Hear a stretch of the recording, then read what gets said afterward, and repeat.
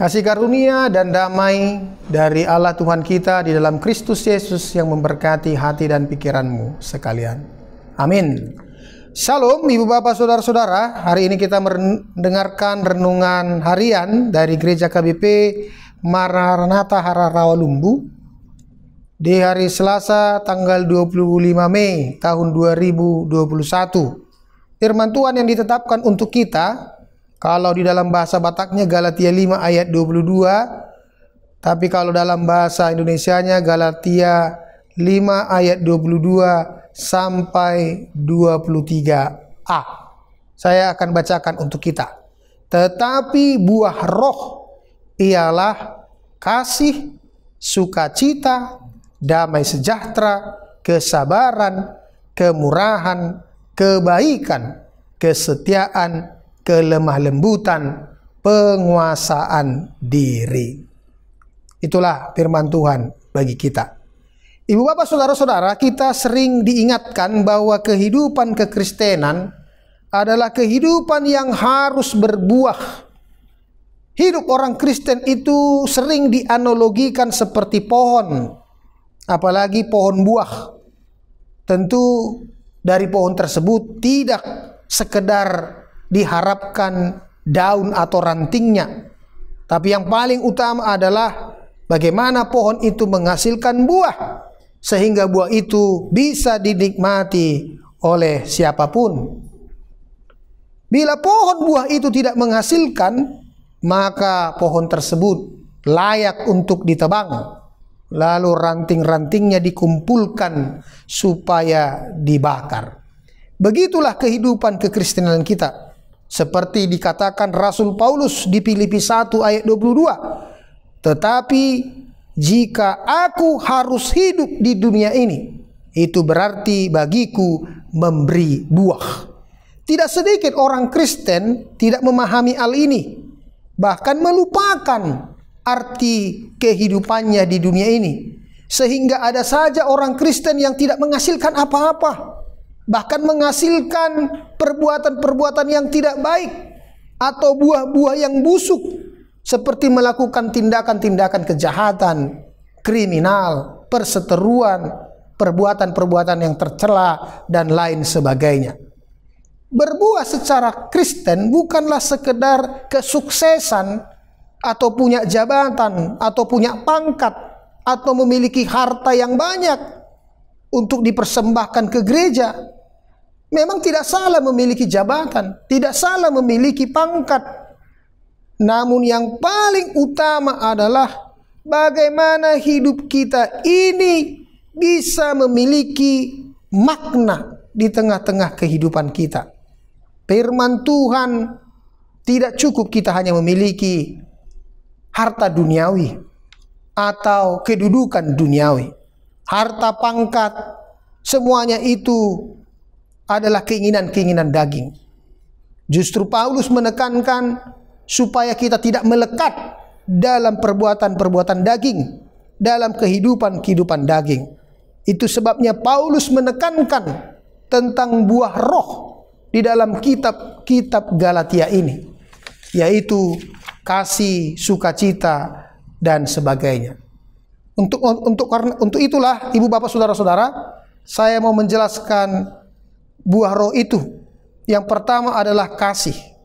Kasih adalah karakteristik ajaran Yesus yang sangat esensial. Bahkan Yesus tidak hanya mengajarkan tentang kasih, justru Yesus mempraktekkan kasih di dalam kehidupannya. Kasih itu adalah yang paling terbesar dalam kehidupan ini. Tanpa kasih, kehidupan kita ini akan hambar. Kehidupan kita ini akan tandus. Karena kasih bisa menjembatani segala kelemahan, bisa menutupi segala kekurangan. Di dalam kasih kita bisa bersama-sama dengan semua orang. Di dalam kasih kita bisa merasakan kebahagiaan dengan semua orang. Yang kedua, sukacita. Dalam bahasa Yunani, sukacita adalah kara, yang berasal dari kata karis atau rahmat. Jadi sukacita itu bukan hanya sekedar kebahagiaan, apalagi kebahagiaan di dunia ini yang hanya sesaat saja. Tapi sukacita itu adalah yang kita terima di dalam Tuhan, di mana kita merasakan kehidupan kita dalam pertolongan Tuhan, dalam tuntunan Tuhan. Yang ketiga adalah damai sejahtera. Dalam Kamus Besar Bahasa Indonesia, damai sejahtera itu tidak sama dengan tidak ada perang, tidak ada kerusuhan, atau dengan kata lain aman, tentram, tenang. Tapi justru damai sejahtera itu dalam bahasa aslinya Irene, yang merupakan terjemahan dari Shalom. Artinya ekspresi dari kepenuhan, kesempurnaan, atau ketenangan jiwa yang tidak dipengaruhi oleh keadaan apapun atau tekanan-tekanan dari luar. Jadi orang yang memiliki Shalom, memiliki Irene, dia akan selalu dalam keadaan damai sejahtera Tuhan. Kita sering mendengarkan kalau ada orang yang meninggal, beristirahatlah dengan damai. Itu artinya dia tidak lagi terpengaruh dengan apa-apa dari luar kehidupannya. Yang keempat adalah kesabaran. Dalam bahasa aslinya disebut makrotumia. Dalam bahasa Inggrisnya disebut dengan patience. Jadi kata makrotumia itu berasal dari dua kata, makros panjang dan tumos temperamen. Orang yang makrotumia itu artinya dia memiliki hati yang panjang sabar. Orang yang selalu mengatakan kesabaran ada batasnya, justru kesabaran itu tidak ada batasnya. Kesabaran dibuat untuk menjangkau setiap kelemahan di dalam diri manusia. Karena orang yang sabar itu bisa menahan egoisnya. Orang yang sabar itu bisa menahan segala kesusahannya dan yang lain-lain. Yang kelima, kemurahan. Kemurahan, kerestotes atau kindness dalam bahasa Inggrisnya. Kindness itu artinya bukan hanya berlaku manis, tetapi kemurahan adalah tindakan yang bermanfaat bagi orang lain. Orang yang memiliki kemurahan adalah orang yang tidak mengharapkan imbalan dari apa yang telah diperbuatnya untuk orang lain, karena dia memiliki kemurahan yang terpancar dari dalam hati kehidupannya. Yang keenam, kebaikan, agotosune. Dalam bahasa Inggrisnya disebut goodness, keadaan atau kualitas untuk bersikap baik, memiliki perilaku yang manis, ringan tangan. Jadi orang yang memiliki kebaikan, dia akan selalu bersikap baik. Bukan karena orang lain itu sudah berbuat baik kepadanya, tapi karena dia memiliki Tuhan dalam kehidupannya. Yang ketujuh disebut dengan kesetiaan. Kesetiaan itu dalam bahasa Yunani disebut pistis, atau dalam bahasa Inggrisnya faithfulness. Tekad untuk tidak menyimpang dari komitmen atau janji. Jadi dia tetap konsisten dengan apa yang sudah dia sepakati. Dia tetap setia dari apa yang telah dia diyakini, apalagi itu berkaitan dengan iman. Yang kedelapan adalah kelemah lembutan. Dalam bahasa aslinya disebut dengan prautes, atau dalam bahasa Inggrisnya gentleness. Ini adalah ciri orang yang bertemperamen stabil, tenang, tidak sombong, tidak mudah marah, emosi. Itulah orang yang punya kelemah lembutan.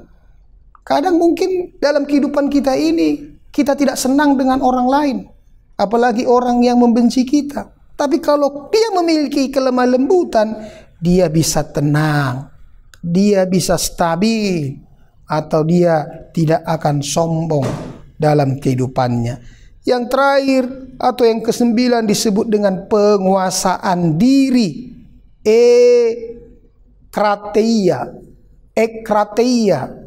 Dalam bahasa Inggrisnya disebut self control, menguasai diri, memiliki arti untuk selalu menuruti segala keinginan kita, tetapi tidak menyakiti orang lain. Jadi ada pengendalian di dalam dirinya, ada penguasaan di dalam kehidupannya, sehingga apa yang dilakukan dalam kehidupannya tidak akan menyakiti atau merugikan kehidupan orang lain. Tentu banyak tadi yang saya sampaikan Ibu Bapak dari buah roh ini. Satu yang diinginkan dari kita adalah supaya kita memiliki kehidupan yang bermakna, kehidupan yang berbuah. Orang yang hidupnya berbuah, itulah orang yang betul-betul sudah hidup di dalam Tuhan. Amin. Mari kita berdoa. Terima kasih ya Tuhan, kami telah mendengarkan firman.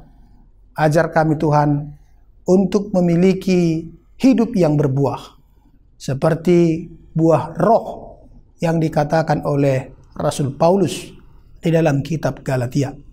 Karena kami tahu hidup kami ini tidak hanya begitu saja. Hidup kami ini diciptakan untuk menghasilkan sesuatu, terlebih menghasilkan kebaikan-kebaikan, supaya nama Tuhan senantiasa dipermuliakan melalui sikap dan perbuatan kami. Berkati jemaat-Mu dimanapun mereka berada, baik yang sedang bergumul, mari Tuhan berikan kekuatan, sukacita. Terlebih juga yang sedang bekerja, mampukan mereka Tuhan untuk melakukan tugas-tugasnya. Inilah doa kami Tuhan, kiranya Engkau senantiasa mengabulkannya di dalam kehidupan kami masing-masing. Anugerah Tuhan kita Yesus Kristus, kasih setia dari Allah Bapa, serta persekutuan dengan Roh Kudus, itulah senantiasa menyertai dan memberkati engkau sekalian. Amin.